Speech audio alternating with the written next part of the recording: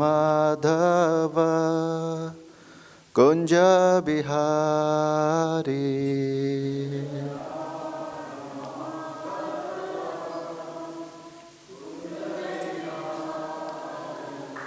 Jai Radha Madhava Kunja Bihari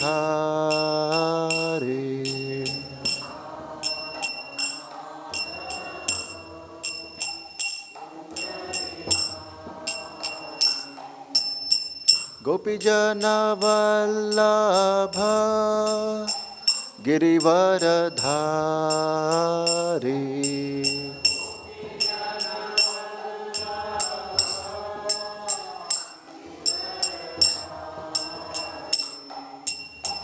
Gopijana Vallabha Girivaradhari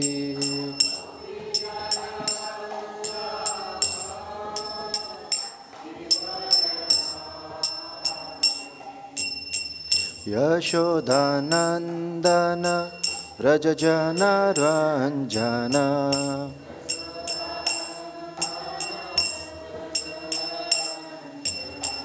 Yashodanandana Rajajana Ranjana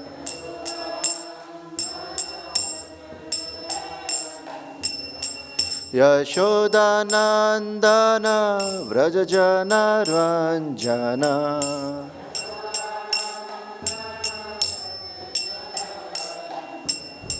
Yashodanandana Vrajajana Ranjana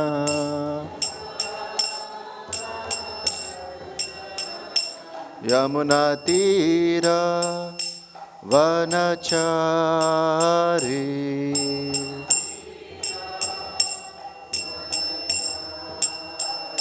Yamunatira Vanachari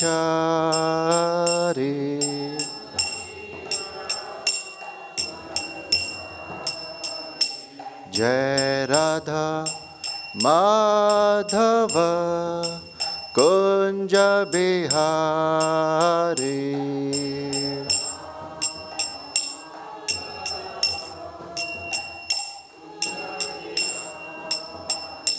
Jai Radha Madhava Kunja Bihari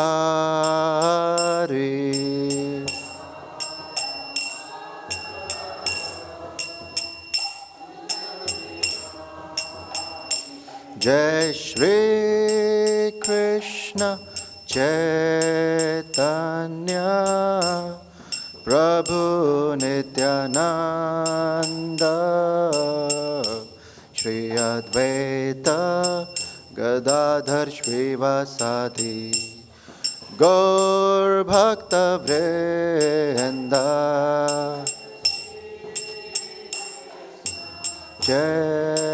Chaitanya Prabhu Nityananda Shri Advaita Gadadhar Śrīvasadi Gaur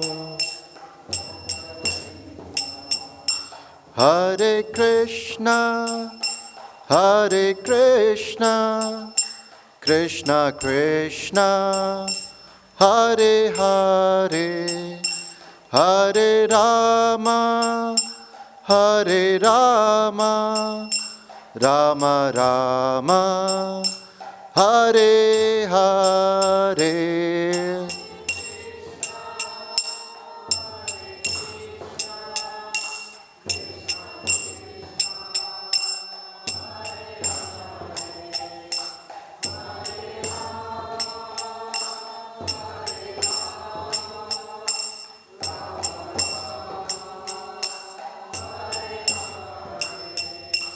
Hare Krishna, Hare Krishna, Krishna Krishna, Hare Hare, Hare Rama, Hare Rama, Rama Rama, Hare Hare.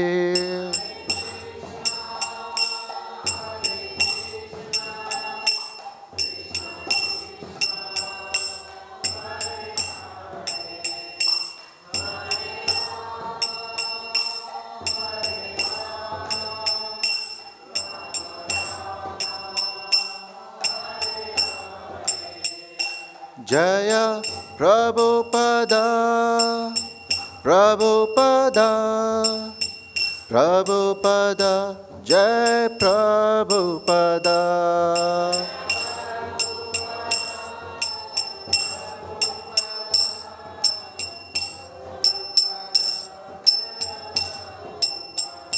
Prabhupada, Prabhupada, Prabhupada, Jai Jai Prabhupada.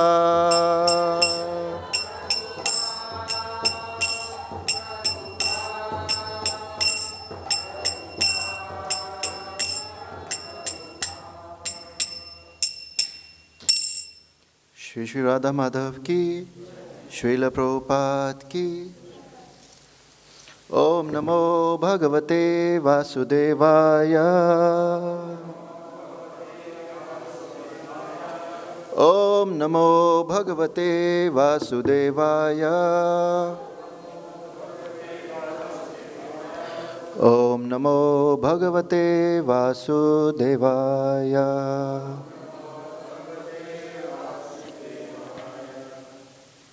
Hare Krishna. So we are reading from Srimad Bhagavad Gita as it is, chapter 8, Attaining the Supreme. And today's verse is verse number 24. So we can repeat after me. Agnir jyotir śuklaḥ śuklaḥ ṣaṇ-māsā uttarāyaṇam tatra prayātā gacchanti brahma-vido janāḥ agnir jyotir śuklaḥ ṣaṇ-māsā uttarāyaṇam tatra prayātā gacchanti brahma-vido janāḥ agnir jyotir śuklaḥ ṣaṇ-māsā uttarāyaṇam tatra prayātā gacchanti brahma-vido janāḥ.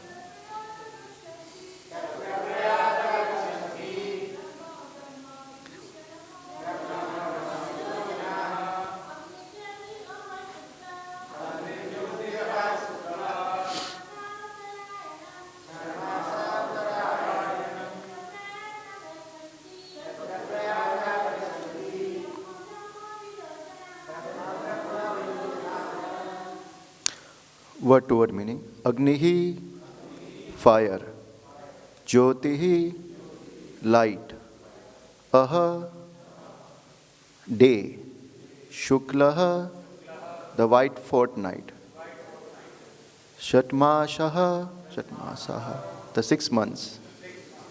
Uttara-ayanam, when the sun passes on the northern side. Tatra, there. prayātā, those who pass away. Gacchanti, go. Brahma, to the absolute. Brahma-vidaḥ, who know the absolute. janāḥ, persons. Translation and purport by His Divine Grace A.C. Bhaktivedanta Swami Srila Prabhupada. Srila Prabhupada ki. Translation. Those who know the Supreme Brahman attain the Supreme by passing away from the world during the influence of the Fear ye God in the light at an auspicious moment of the day, during the fortnight of the waxing moon, or during the 6 months when the sun travels in the north. Purport. When fire, light, day, and the fortnight of the moon are mentioned, it is to be understood that over all of them there are various presiding deities who make arrangements for the passage of the soul. At the time of death, the mind carries one on the path to a new life. If one leaves the body at the time designated above, either accidentally or by arrangement, it is possible for him to attain the impersonal brahma-jyotir. Mystics who are advanced in yoga practice can arrange the time and place to leave the body. Others have no control. If by accident they leave at an auspicious moment, then they will not return to the cycle of birth and death. But otherwise, there is every possibility that they will have to return. However, for the pure devotees in Kṛṣṇa consciousness, there is no fear of returning, whether he leaves the body at an auspicious or inauspicious moment, by accident or arrangement. Om Ajnana Timirandasya Jnananjana Shalakaya Chakshurunmilitam Yena Tasmai Shri Guruve Namaha Shri Chaitanya Manobhishtam Stapitam Yena Bhutale Swayam Rupa Kadamayam Dadati Swapadantikam Vandeham Shri Guru Shri Yuta Padakamalam Shri Gurun Vaishnavamscha Shri Rupam Sagrajatam Sagana Raghunathan Vitam Tam Sajivam Sadvaitam Savadhutam Parijana Sahitam Kṛṣṇa Chaitanya Devam Shri Radha Kṛṣṇa Padan Sagana Lalita Shri Vishakhan Vitamscha Namo Mahavadanyaya Kṛṣṇa Prem Pradayate Kṛṣṇaya Kṛṣṇa Chaitanya Namane Gaurati Vise Namaha He Kṛṣṇa Karuna Sindhu Dina Bandhu Jagatpate Gopesha Gopika Kanta Radha Kanta Namastute Tapta Kanchana Gaurangi Radhe Vrindavaneshwari Vrishabhanu Sute Devi Pranamami Hari Priye Vanchakalpa Tarubhyascha Kripa Sindhu Bhaya Evacha Patitanam Pavanebhyo Vaishnavebhyo Namo Namaha Jai Shri Kṛṣṇa Chaitanya Prabhu Nityananda Shri Advaita Gadadhar Shri Vasadi Gaur Bhakta Vrinda Hare Kṛṣṇa Kṛṣṇa Kṛṣṇa Hare Hare Hare Rama Rama Rama Hare Hare.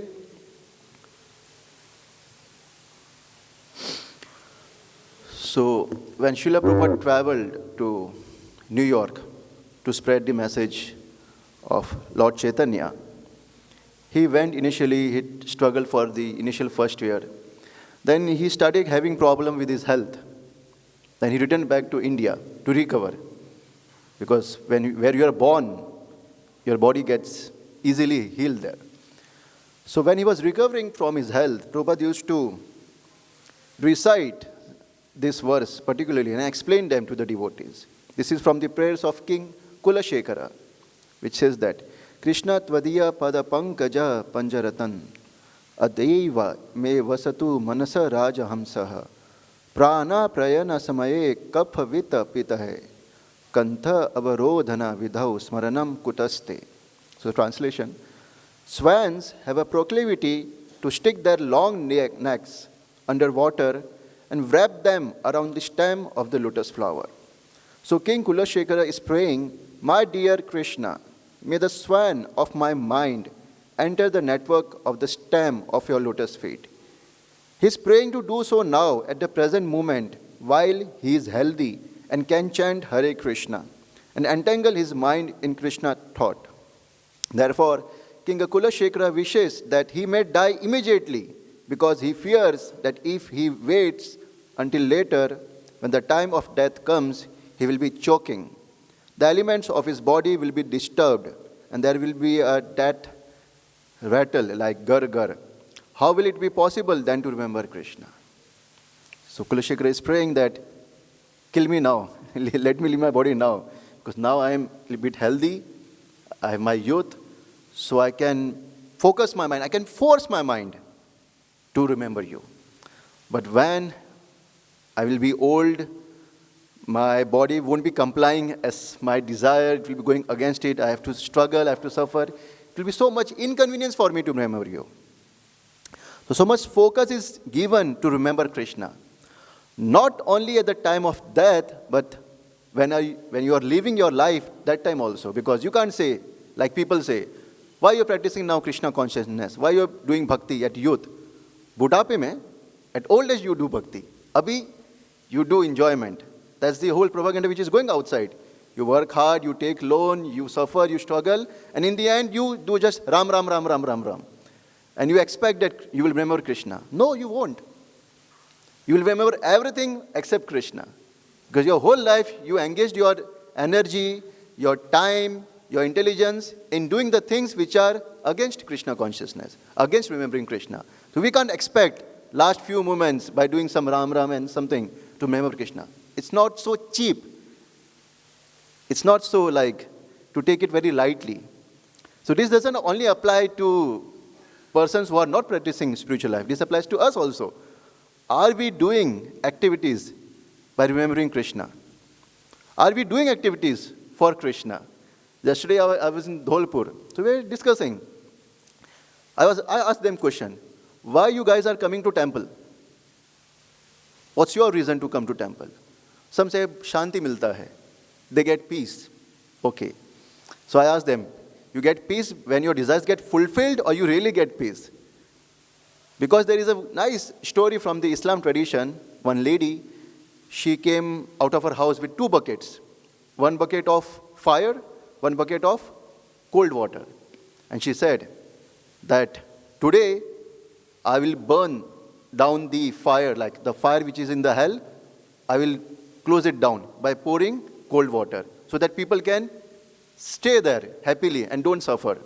Okay, no problem. You will use the cold water to extinguish the fire in the hell. But what about this fire? What will you do with that? No, with that, I will burn down the heaven where people want to go and enjoy there. Because the problem is people follow religion or take up to spiritual practice only for 2 reasons. Out of fear that we have to suffer in hell, or out of greed so that we can enjoy later. Nobody follows religion for the real purpose, to love Kṛṣṇa, out of love. Only 2 reasons. So we have to develop that love understanding, that we love Kṛṣṇa. And what means love? Love means you make adjustment, you transform, you change, you do everything, or you mold your life for the pleasure of your lover.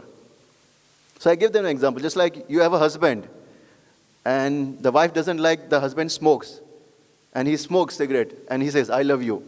But she's saying, give up your smoking. But no, I won't give up my smoking. But I still love you.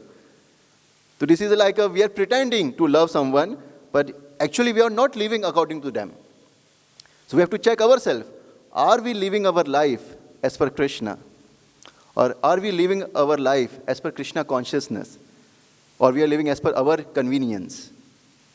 Because this is the most famous religion all over the world. Religion as per convenience. This is my comfort, and I add Kṛṣṇa to it, and this is my spiritual life. No, our life should be Kṛṣṇa, as per Kṛṣṇa. And we have to mold everything. That's why I said in Bhagavatam, Srimad Bhagavatam teachings is a 360-degree total rotation. It's a revolution in our life. We have to change every perception that we have from this material contamination. Everything. Everything. Not only chanting Hare Krishna. Everything. What we eat, what we think, everything we have to change. So just like now, among us is Vishnuram Prabhu, who is into promoting the farm life and cow protection. So it's like very interesting. We were never aware of it. Just like we say, protecting cow. But protecting cow from what? From exploitation. So are we protecting cows from exploitation? And how cows are getting exploited? So there is a very simple example. Cows give milk. For whom? Us. Not for his baby? Okay. So what we do? We allow baby to drink all the milk? Why? Why we stop it? Who has the first right on the milk? And how much we gave her? Why? Yeah. So are we exploiting? So are we protecting the cows? Are we using the milk that in our house? Are it's coming from cow protection areas? Amul milk, are they protecting cows? Are they protecting the bulls? But still we consume it. Right?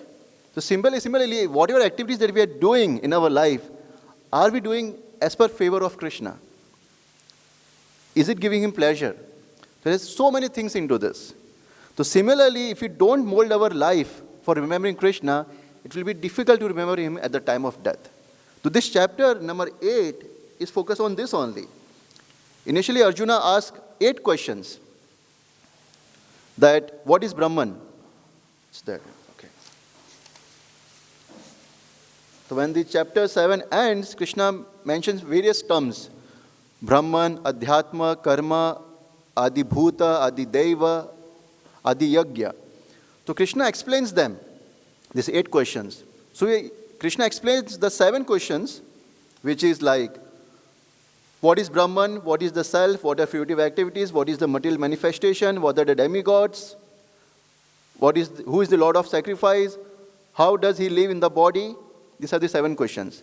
And Kṛṣṇa explains these 7 questions in 2 verses, 3 and 4. That's it. But the 8th question of the 8th chapter is very important. What is that? How can we remember Kṛṣṇa? Or how can we remember you at the time of death? And the whole chapter is dedicated to that only. How can we remember Kṛṣṇa at the time of death? And even in Bhagavatam also, we see that Parikshit Maharaj inquires, what is the duty of a dying man? And Shukadeva Goswami explains the whole Bhagavatam for this particular question. What is the duty of a dying man? Because this is a very important question. What is the duty of a dying man? And who is a dying man? The one who is on the deathbed? We all are. The one who is sure to die, he is a dying man. It's confirmed. And so we are all dying men. So we all have to inquire, what is our duty? And Kṛṣṇa explains that. Remember me. And it's again and again coming in this chapter. Remember me, remember me, remember me, remember me. Work for me by remembering me. Just like you were asking the question, how to fight and remember Kṛṣṇa. Kṛṣṇa says, you remember me and fight for it.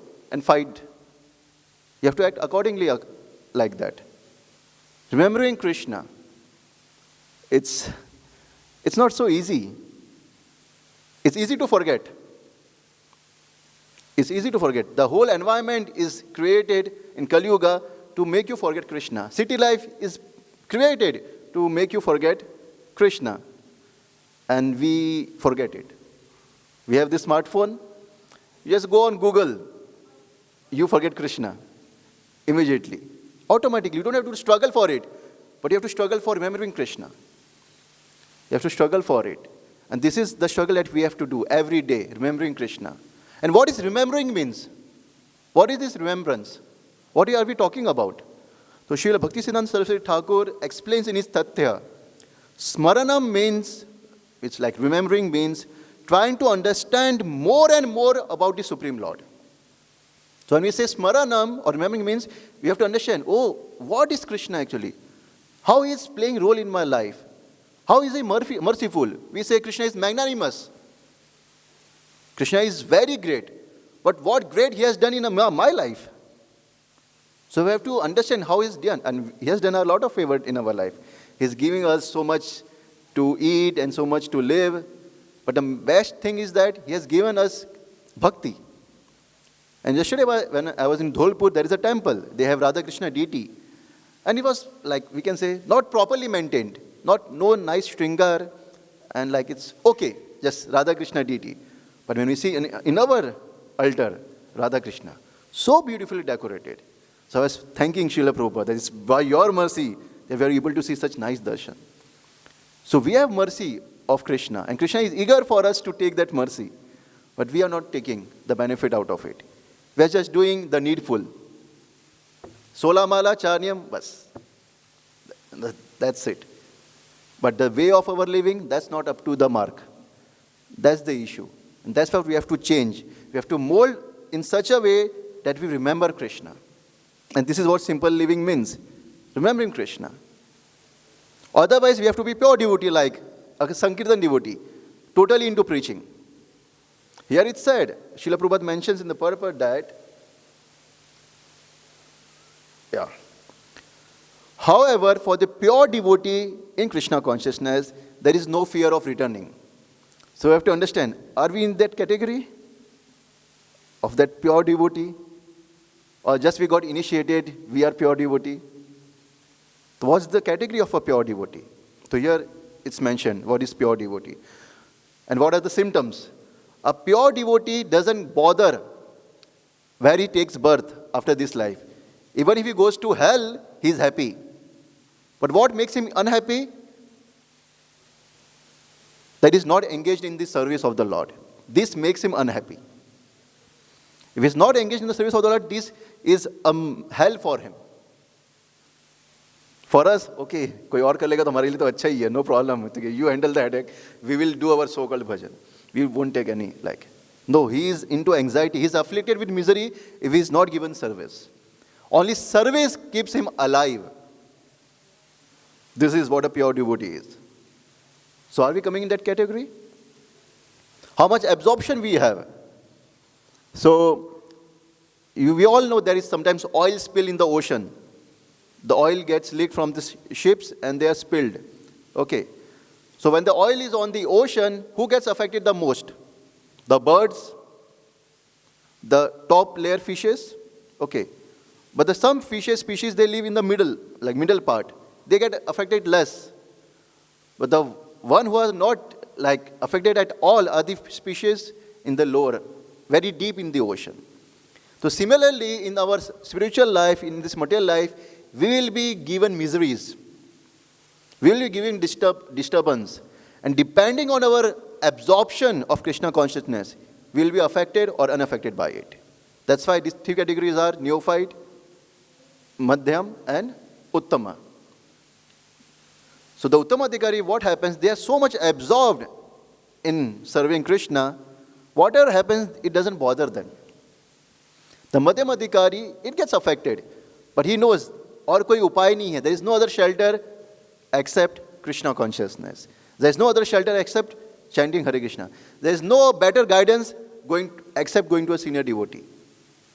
There is no other shelter. He is totally focused on that. What happens to a neophyte devotee? A management. This ISKCON wale. Oh, this, it doesn't work. They get disturbed easily.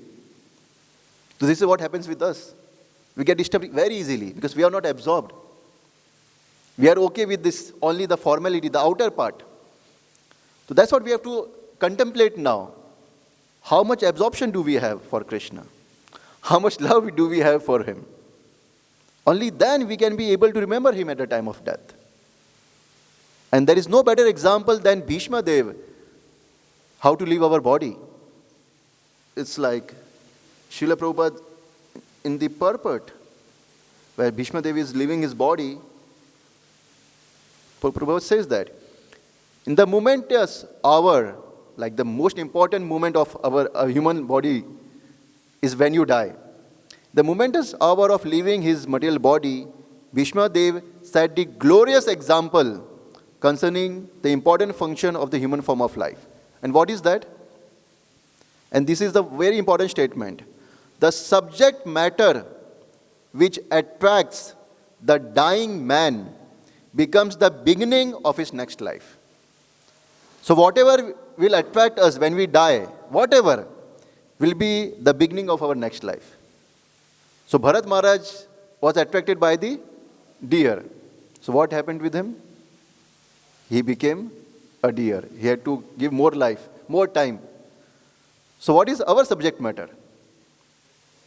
Right now, what is our subject matter? Is it Kṛṣṇa?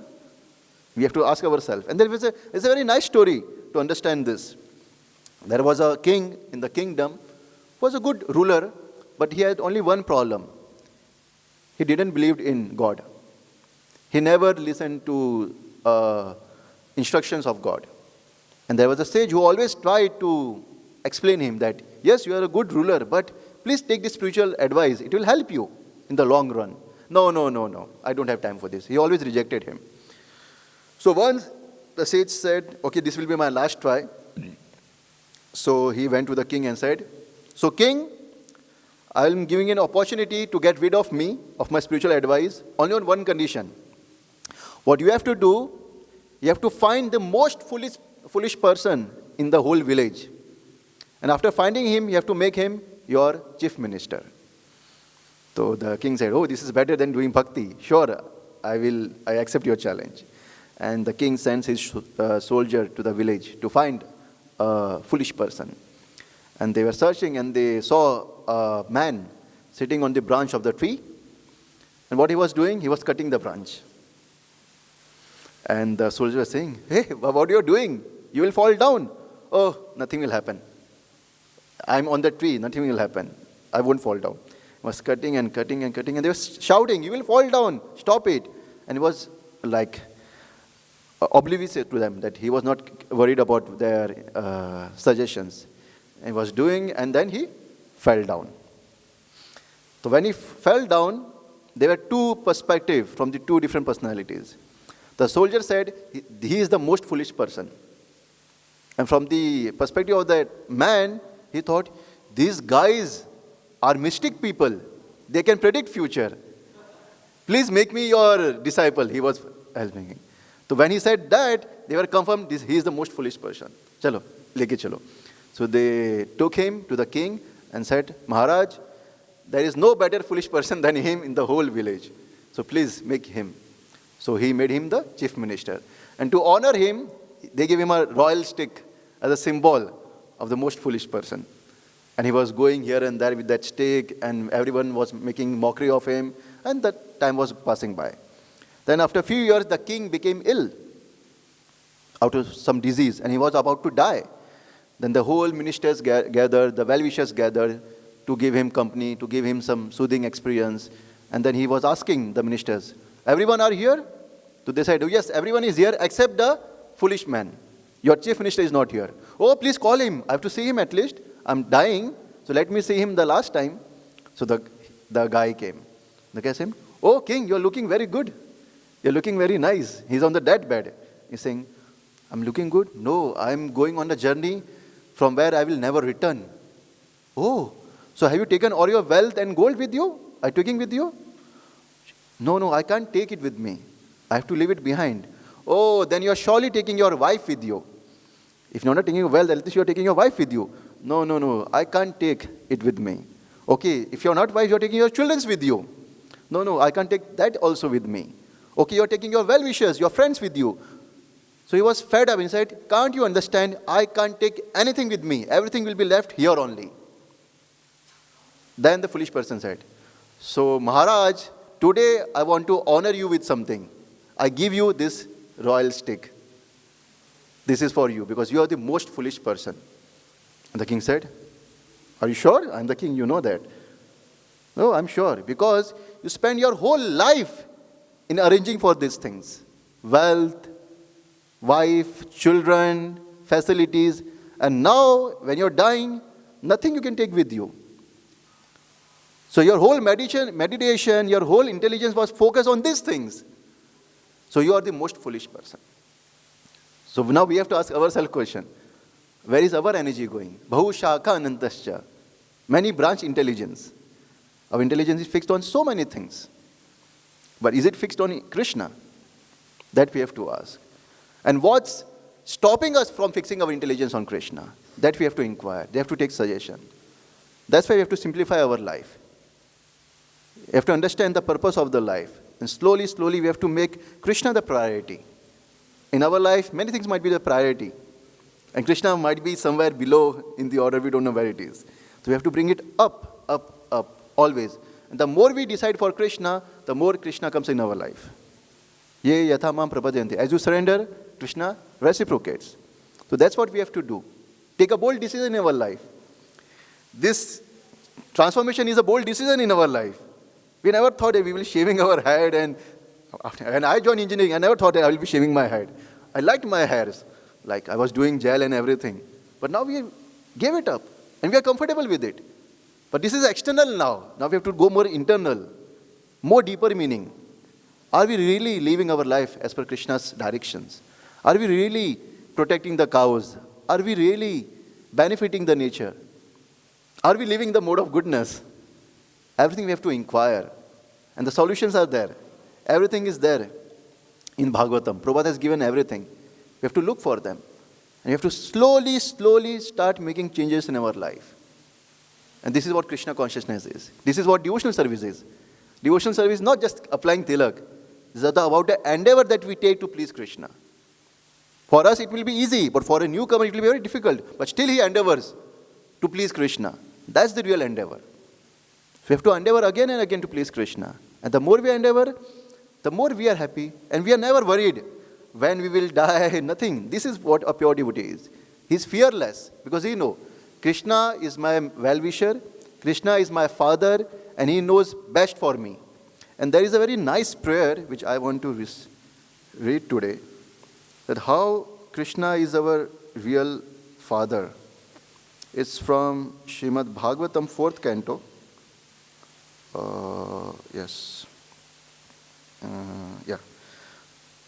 28th chapter, verse number 31.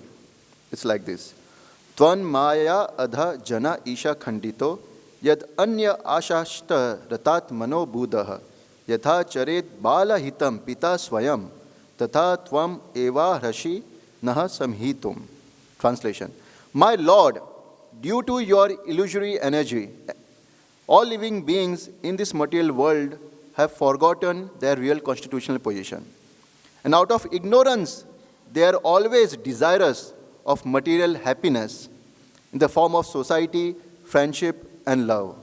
Therefore, please do not ask me to take some material benefits from you. But as a father, not waiting for the son's demand, does everything for the benefit of the son, please bestow upon me whatever you think is best for me. So please, you give me your blessing. Don't let ask me.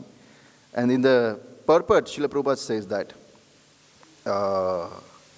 it is the duty of the son to depend upon his father without asking anything from him. We have to depend on Krishna without asking. We don't have to ask, we have to depend. Thus, good son has faith that the father knows best how to benefit him. So he has full faith that he will take care of me. Similarly, a pure devotee does not ask anything from the Lord for material benefit, nor does he ask anything for spiritual benefit. The pure devotee is fully surrendered unto the lotus feet of the Lord. The Lord takes charge of him, as stated in Bhagavad Gita, Aham tvam sarva papebhyo mokshishami. The father knows the necessities of the son and supplies them. And the Supreme Lord knows the necessities of the living entities and supplies them sumptuously.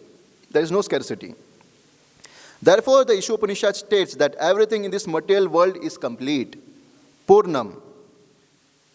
The difficulty is that due to forgetfulness that we have to depend on Krishna, the living entities create unnecessary demands and entangle themselves in material activities.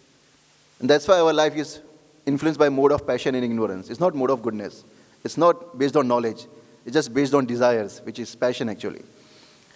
The result is that there is no end to material activities, life after life. And we are just entangled in that. So that's why Kritu Maharaj here is praying, please, you only decide what's best for me.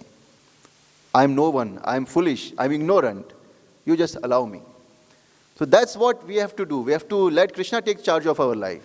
What means Krishna taking charge of our life? We have to allow authority to take charge of our life. We have to depend on their decisions for our benefit. And this will benefit us. Otherwise, we are not listening to Krishna then. If you're not listening to authority, then we are listening to our mind, who is our enemy number one. We all know that. He is our number one enemy.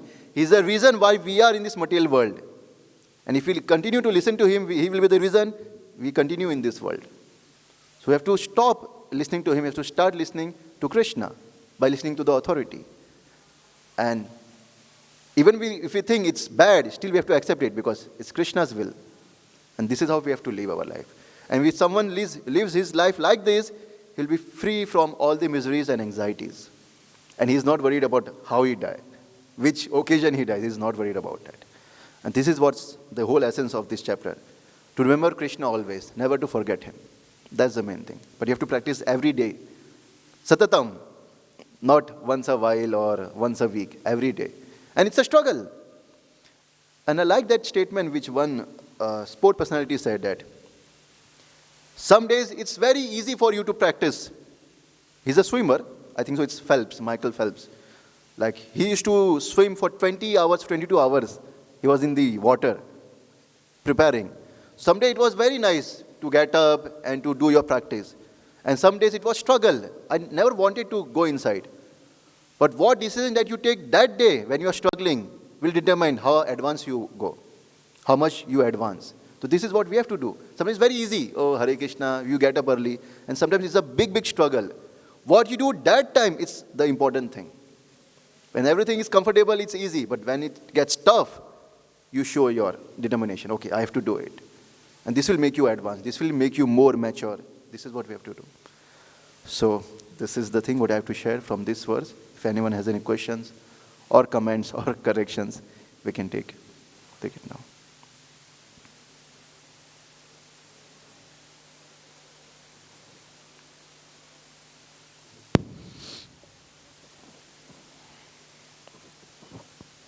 Thank you for a nice class, Prabhu. Hare Krishna. Hare Krishna. I also wanted to, bring to your notice that the other day another brahmachari, he was also saying, that ahaḥ shuddhe, we should have food, prasadam, that's pure, and that will bring purity. And I said, in our own temple, it is being smoked. Yeah, that's why we have to start from ourselves, rather than saying outside what people are doing outside. So I wanted to know, people doing. No, It's been a long time and still nothing is happening. that might be a speculation also that he is smoking or something like that. That you have to take No, up to the it's not management. speculation, it's reality. Then we have to take up to the management. It's our duty as a devotee to take up to the management the concern. We just can't blame. If a doctor does a mistake by cheating his patient, that doesn't say the medical field is wrong. That is true, but if we are Yeah, First- so first we that's have why to we look at allow what we are people doing. from various culture, various background. Some are nicely cultured, some are not nicely cultured. We allow everyone to practice spiritual life. And some don't give up their old habits, some give up. But we have to give chance to everyone. we should be engaged somewhere else. Yeah, so if it comes up like this issue, then we have to take up to the Because cooking management. means the consciousness with which they cook. And if Preparing and also eating, by what consciousness you take, that's also important. Yeah. But there's a problem here which I'm pointing So out. that's why we have to take up to the management. As a devotee, we have to take up to the management. I think you are also part of the management. There's Panchagoda Prabhu, there is president, you have to go up to them. I'm just the assistant to them. Okay. Yes, thank you. Thank you, Prabhuji. Very enthusiastically class you have given, and I really appreciate you have explained it very well. My concern is that a little bit, you have explained on the highest level, that at any moment we can die, no doubt. This is agree. But to really, for practical purposes, we have to live in this life, and for living comfortably, not comfortably, but living, how we should do our daily thing. Keeping remembering Kṛṣṇa, that's good, very good, and we are trying our little. But in the mid of our material life, can you suggest a little bit more thing of our balancing? Means how do we can balance our material life as well as the spiritual life? That is my concern. When you speak about balance, Yes, balancing. you have to always do something to balance. It's not like you said, "Abhi to balance ho gaya mera life." You can never say that. No, you have to try for that. Yeah. So, So there is always something, just like it's a bicycle. When you ride a bicycle, you have to adjust like this, you have to adjust like this. Then only the cycle is balanced. So similarly, in our spiritual life also, in our daily life also, things will come up which will compromise in your spiritual practice. So whatever is favorable for your devotional service, we encourage it. And if we see such activities, material activities, is going to compromise spiritual practice, then we try to avoid it, try to reject it. And this decision we have to take every day, not once a while. You have to take every day. Every day. Sometimes my mind is disturbed. So what I do? I go to my old habits of intoxication or whatever it is. Or I see a movie to relieve my mind. But this is not the solution.